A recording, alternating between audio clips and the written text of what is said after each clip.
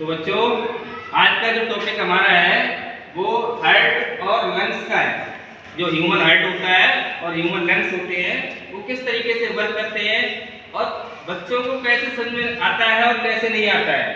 अक्सर हमने देखा है बच्चे क्या करते हैं, दिल को ऐसे करके बनाते हैं, बिल्कुल ये शेप दिल की बिल्कुल नहीं होती है।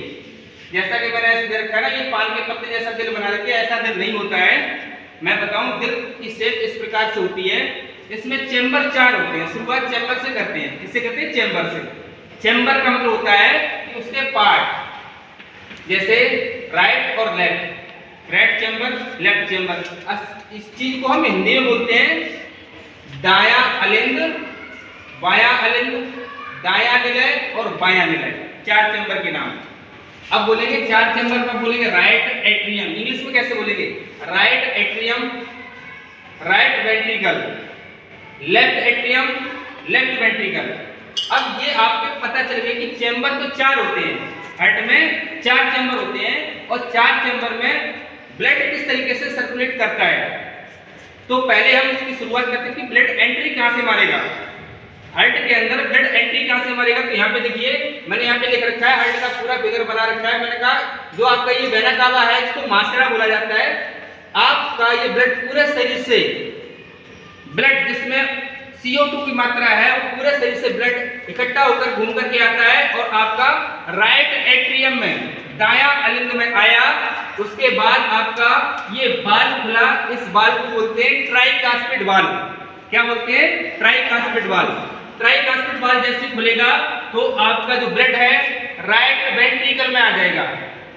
राइट वेंट्रिकल में आने के बाद ये वाल्व अपने आप बंद हो जाता है, ऊपर जा नहीं सकता। तो ऐसे करके अगर ऊपर जाएगा तो ये ऐसे करके बंद हो जाता है। ऐसे कर गया, नीचे गया, बंद हो गया, ऊपर जाएगा तो बंद हो जाएगा। ऊपर से नीचे आ सकता है लेकिन नीचे से ऊपर नहीं जा सकता है। इस वाल्व का नाम क्या है? Tricuspid valve. क्या नाम है?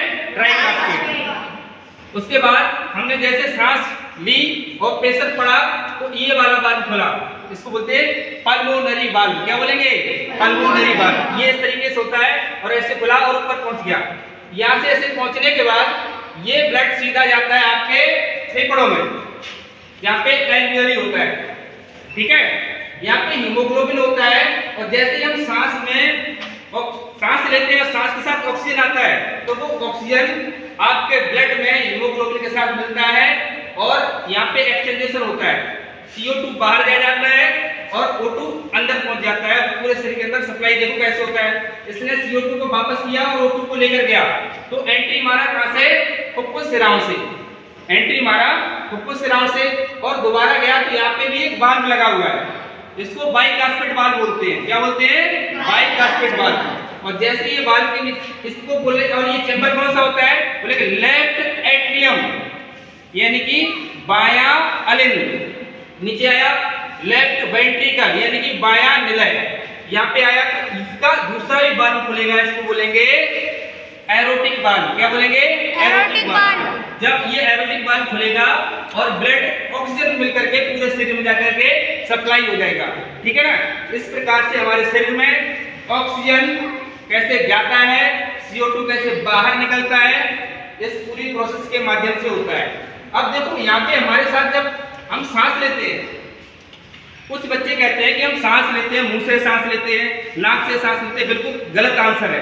हम मुंह से सांस नहीं लेते हैं, नाक से सांस नहीं लेते हैं, ये तो हमारे रास्ते हैं। सांस तो हम फेफड़ों से लेते हैं। किससे लेते हैं? फेफड़ों से, जिसको लंग्स बोलते हैं। अच्छा, सांस जाती है कितने स्टेप्स होकर गुजरती जाती है?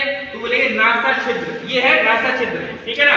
फिर नासा कपाट, नासा छिद्र, नासा कपाट। उसके बाद आपका आता है लैरिंक्स। ये आता है ना, इसको फेरिंक्स बोलते हैं। फिर आपका ये आता है लैरिंक्स। क्या आता है? लैरिंक्स। उसके बाद नीचे जिसको ये आता है ट्रेकिया। क्या आता है? ट्रेकिया। ट्रेकिया 2 पार्ट में बढ़ जाता है। फिर क्या होता है? ब्रोंकी। क्या बोले? ब्रोंकी। अब ये ब्रोंकियोलेस। जब ब्रोंकी बढ़ जाता है तो उसको बोलते हैं ब्रोंकियोलेस। ब्रोंकियोलेस के बाद आपके ये क्या आ जाते हैं? एल्वियोली। क्या जाते हैं? एल्वियोली। और एल्वियोली क्या करता है? हीमोग्लोबिन यहाँ पे होता है और यही करता है गैस का एक्सचेंजेशन। CO2 को बाहर निकाल देता है सांस के माध्यम से और O2 को ब्लड में मिक्स करके शरीर के सारे पार्ट में पहुंचा देता है। That's clear.